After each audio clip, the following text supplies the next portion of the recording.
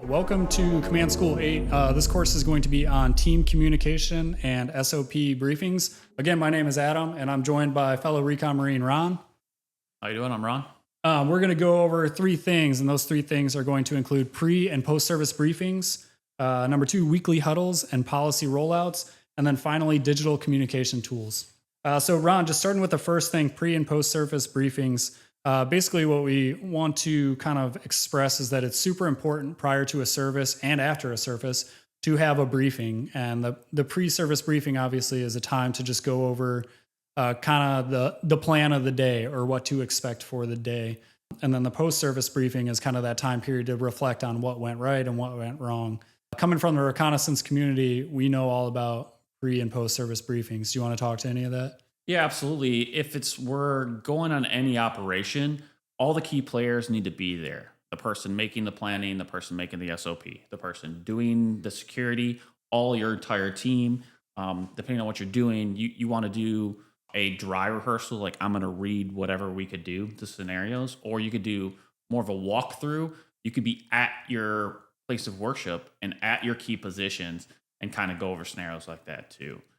It's good to have a good, well-rounded things, and you could see kind of faults with that too, with the walkthrough or the talk through, and it proves your idea. Like, is this actually going to work in real time?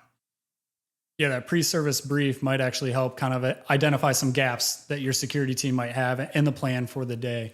And as you said, it's so important to have everybody there, whether that be the pastor, the children's minister, all the members of the security team, because if somebody's not there and they're not on the same page, that impacts your SOPs and could kind of add more chaos to a situation that is going to be chaotic in itself. Yeah, and if they're not there, you can see where you're like you were saying where the gaps are, and then see who can actually fill it. You might have to fill multiple roles depending on who is there and who's present, and like who's at the pre-brief. Oh, they're not going to be here today. Well, then that triggers that I am now taking dual roles or multiple responsibilities. If I'm doing a pre-brief for a jump, as the drop zone, someone on the drop zone, I need to know what's happening. Someone in the aircraft, the jump masters, they need to know what's happening. The pilots also need to know where they're jumping.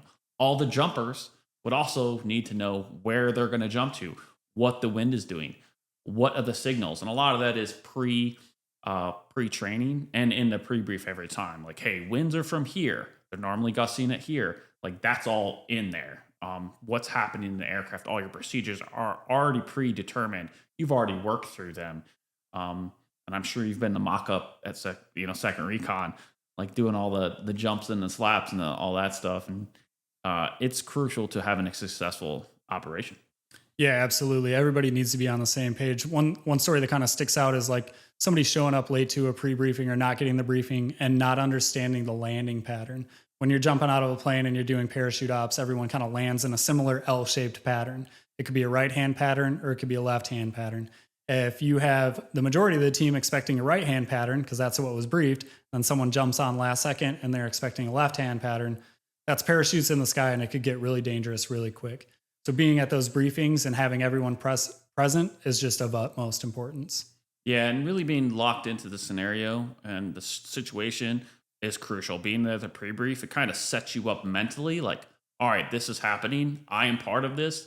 This is my role. We're all in this together. This is what we're doing. We're going to accomplish this mission. If we're doing the pre-brief and my section is the east side. Normally that's where the children's section is. And we expect them to do the normal thing. Well, who isn't at the pre-brief?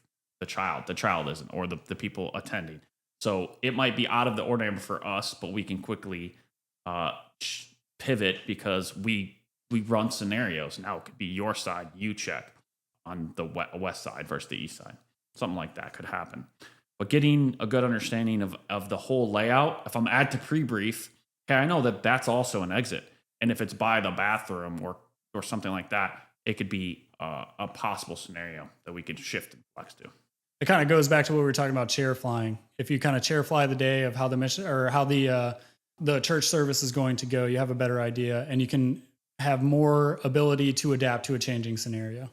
Okay, so we talked about pre-service briefs. Now we need to talk about post-service briefs. In the reconnaissance community, that's huge. The second a mission is done, we drop our gear, we make sure all items are accounted for, and then we go straight into our brief or our discussion on how the actual mission went. Our debrief. Or debrief. Yeah. Yeah, our post brief, our post op, whatever Yeah. you want to say, and it gets pretty in depth. We basically, for a recon team, we're running through what actually happened. You might be referring to your recon log, like your patrol log as you go on, and something that I might have not seen, you seen. So getting different perspectives is huge in all the scenarios, not just ours in the services as well.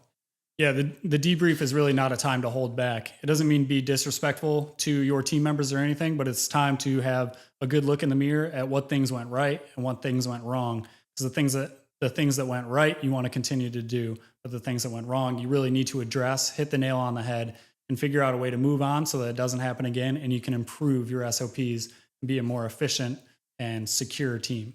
Yeah, absolutely. And then that would bring us to our weekly huddle and our policies roundup. Like, what are we actually going to bring to this? Like, hey, we've noted that these items need to be changed, and we did these items well. So where we can keep doing good on these and improve the other ones, that's going to be. All right, so we talked about pre-service briefs. We talked about the post-service debrief. We talked about weekly huddles and stuff. Now we need to communicate or kind of talk about how you're going to get that all out to the team. I think, to me personally, it kind of depends on the church. This could be a text thread that goes out with weekly updates. It could be an email update that goes out to the team. In the Marine Corps, we use the app Signal a lot. There's multiple ways to go about getting those ideas and those updates to the SOP out. It's just up to the church security team to kind of do that. And I think that role really falls to the assistant team leader or the ATL. Yeah, just like in a recon team, that dude's running the team really. The team leader's out doing the planning and all this and the coordinating, but the team leader's really, or the assistant team leader's really driving home the points that needs to be done. They're the workhorse in this aspect. Like, hey, this is the task you need to do. We all have our tasks. This one is specifically designated for this person. Make sure it gets it done, because you cannot assume someone else is going to do these tasks. You have to be in charge of some of this stuff if that is your position, and really running those procedures down, and then getting accountability of the people. Like, hey, did you read this? Did you understand this? Do you want to talk about something? Did this work for you? Really hitting the home with each individual in that team is going to be crucial for success on that. Yeah, the assistant team leader, and I know this from experience, is a very thankless job, but it's an important one. Yeah, it's one of the best things to do. Yeah, absolutely.